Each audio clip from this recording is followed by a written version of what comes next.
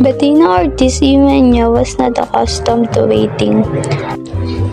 A former Miss Venezuela and Miss Universe runner-up.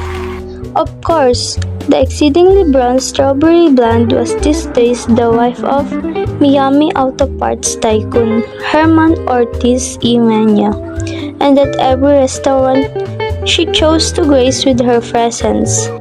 She was always greeted with reverence and whisked to the exact table she desired.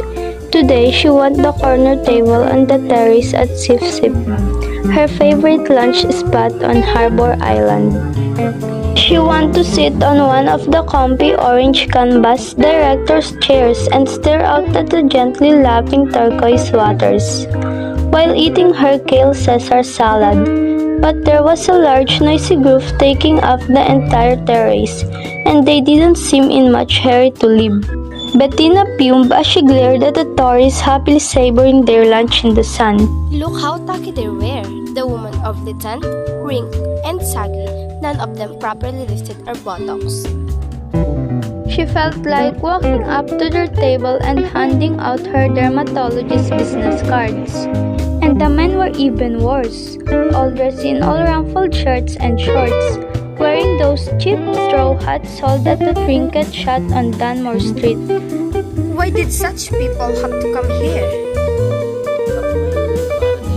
Its pristine pinks and beaches was one of the best kept secrets in the Caribbean. A haven for the very rich filled with quaint little wood houses painted in shades of sherbet, charming boutiques, chic oceanfront menus turned into instant five-star restaurant to arrival scenic bars. Tourists should have to take a style exam before being allowed to set foot on the island. Feeling that she had been patient long enough, Bettina stormed into the kitchen, the French on her croquet poche raftan top shaking furiously as she made a beeline for the woman with a shock of pixie cut blonde hair. Julie, honey, what's the deal you? I've waited more than 15 minutes for my table. Sorry, Bettina, it's been one of those days. The party of 12 on the terrace showed up first just before you did. But the terrace is your prime spot. Why on earth did you let those tourists take up on that space? Well, the tourist in the red fishing cap is the Duke of Glencora. His party just boated over from Windermere. That's his Royal Heisman you see moored off the coast. Isn't it the most handsome sailboat you've ever seen? I'm not impressed by big boats. Although secretly, she was rather impressed by people with big titles.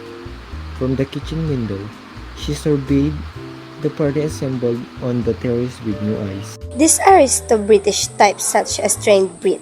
Sure, they had their Saint Laurent suits and their heirloom tiaras, but when they traveled, they looked so painfully frumpy.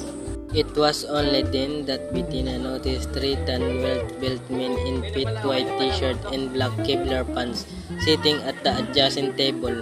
The guys weren't eating but sat watchfully sipping glasses of seltzer water. I assume that the dog security detail, they could be more obvious.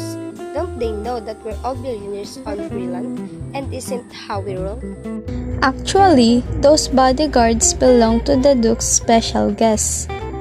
Bettina squinted through her New York State sunglasses at portly balding, 70-something Asian man dressed in nondescript white short-sleeve golf shirt and gray trousers. I didn't even notice him. I am supposed to know who he is? That's Alfred Chang. He looks like their chauffeur. Doesn't he look like that guy that used to drive Jane Wyman around in Falcon Crest? From what I hear, that chauffeur is the most powerful man in Asia. What's his name again?